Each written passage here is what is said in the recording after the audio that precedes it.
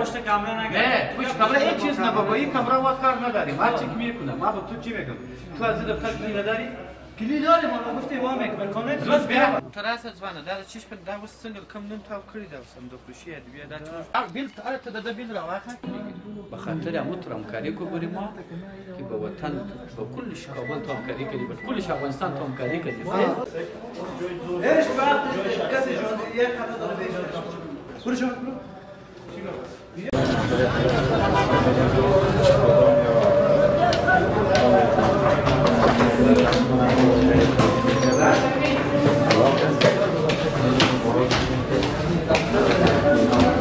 عجیب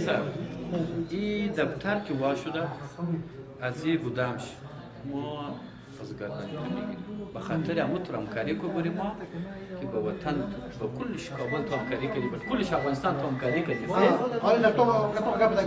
دیگه مارو کسی که من باشه ما در قرارداد شان کاتگوری چند تا نشته داریم این فاول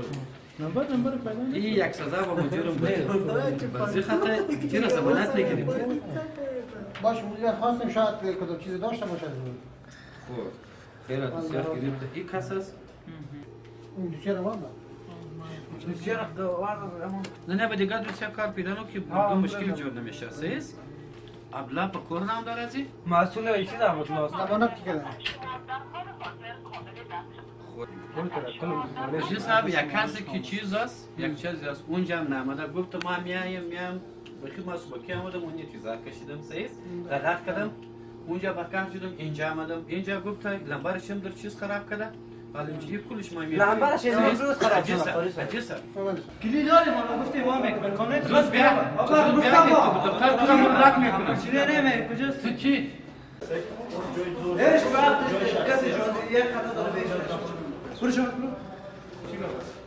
که تو میگی این مظلوم افغانا که ما کار نمیکنم هر دفعه با دو تعود میگیرم کار خراب میکنم باز هر کس به ازی دوا میکنه بسم الله الرحمن الرحیم د افغانستان د غذا او دوا د نظارت او بازرسي ریاست د راپور پر اساس باندې چې موږ د یو ګدام راپور اورسي چې شرکت په هوټل پروان کې دلته یو په یو کور کې میخانه نیولې ده په دې ځای کې تاسو ولیدل چې ټول لیبلونه جوړ کړي دي د دې دوايو تر اول دي ټول پیک جوړ کړي دي نو تیر ورځ موږ سمپل هم ترې واخیستی او پیلن دپاره اوس کس موږ راغوستی کس نه رالی نو موږ ورته انتظار و هغه نه رالی دلته دی تاریخچې را دواړه پیکونه او لیبلونه او بوتلان ټوله شیان پاکستان کې جوړ کړي دي دلته یې پیک کوي د دې ځای څخه بیا انتقالي مستقیما د خنوت ځکه په شرکتونو کې زموږ بررسي چالانه ده هلته وجود نه لري نو اوس ورځو شرکت ته تاسو بیا ووینئ چې هلته وجود لري که نه لري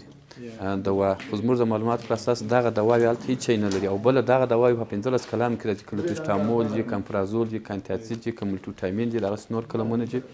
دا په داخلي تولیداتو کې راځي دې ته موږ اجازه نه ورکوو بس وروره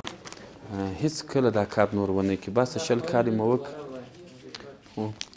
موږ د ټولو تجارانو څخه دا خواهش دی چې زموږ د افغانستان د غذا او دوا نظارت او بازرسي ټیمونه د شپې هم جریان لري او د ورځې هم جریان لري